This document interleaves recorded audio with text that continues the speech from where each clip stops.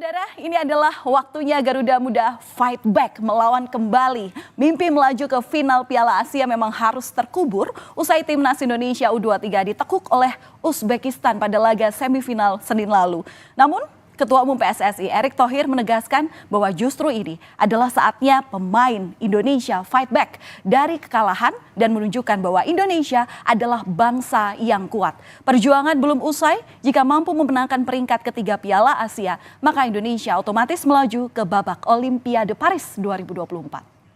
Mau nyerah atau mau fight back? Mau nyerah atau mau fight back?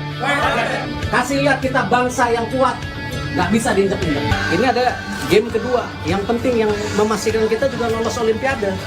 Tempat ketiga, kita mau nyerah atau mau fight back? Mau nyerah atau mau fight back? Ayo, come on. Kasih agak, come on. Ayo, kita percaya kalian. Kalian bisa.